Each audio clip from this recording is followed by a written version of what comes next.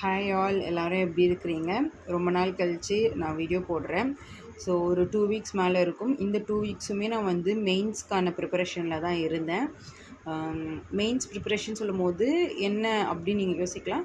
எனக்கு ப்ராப்பராக ஒரு ஆன்சரை எழுத தெரியாது, அதுதான். ஸோ அது எப்படி எழுதணும், ஒரு ஆன்சர் எப்படி ப்ரெசென்ட் பண்ணணுன்ற விஷயத்த இப்போவே நம்ம தெரிஞ்சுக்கலான்ற ஒரு முயற்சியில் தான் நான் இறங்கினேன். பட் அந்த முயற்சியில் நான் தோற்று போயிட்டேன். ஏன்னு பார்த்தீங்கன்னா, இந்த 4 விஷயம் இப்போது நான் எழுதியிருக்கிற இந்த 4 விஷயம் என்கிட்ட இல்லை. அந்த விஷயத்துக்கு வந்து ஆரம்பத்தில் எனக்கு தெரியலை. பட் இப்போ அது தெரிஞ்சுது. ஸோ இதெல்லாம் வந்து அடுத்த அட்டெம்ப்ட் கண்டிப்பாக நெக்ஸ்ட் டைம் வந்து இன்னும் ஒரு 10 டேஸ் கேப்பில், இல்லை டிசம்பர்லேருந்தோ, இல்லை மேபி மண்டேலேருந்தோ, இல்லை நாளையிலேருந்தோ நான் வந்து கண்டிப்பாக திரும்ப ஸ்டார்ட் பண்ணுவேன் மெயின்ஸுக்கு ப்ரிப்பேர் பண்ணேன்.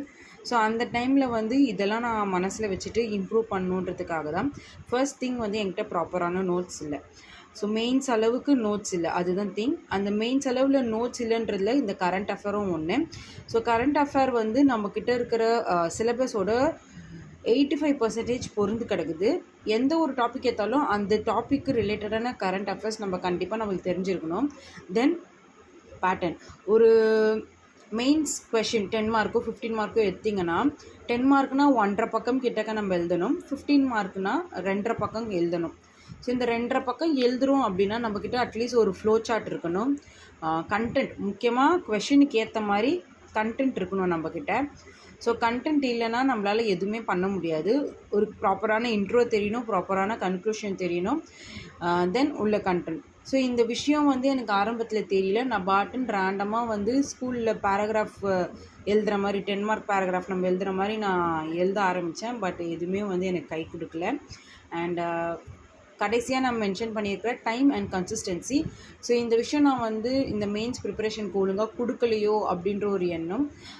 டெய்லி வந்து ஒரு 2 ஹவர்ஸ், டெய்லி ஒரு நாளைக்கு ஒரு கொஷின் எழுதலாம், மற்றபடி ப்ரிலிம்ஸுக்கு படிக்கலாம் அப்படின்ற எண்ணத்தில் தான் நான் இருந்தேன். பட் இந்த ஒரு நாளைக்கு ஒரு கொஷின்றதே வந்து பெரிய விஷயமா ஆயிடுச்சு. ஸோ இந்த வீடியோ பார்க்குற யாராவது மெயின்ஸ் எழுதியிருந்தீங்கன்னா உங்களால் முடிஞ்ச ஒரு சில டிப்ஸ், ட்ரிக்ஸ் அந்த மாதிரி ஏதாவது நீங்கள் சொன்னீங்கன்னா செல்ஃப் ஸ்டடி, என்ன மாதிரி செல்ஃப் ஸ்டடி பண்ணுற எல்லாருக்கும் ரொம்ப ஹெல்ப்ஃபுல்லாக இருக்கும்.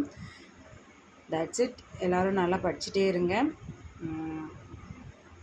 Don't lose your hope. All the best.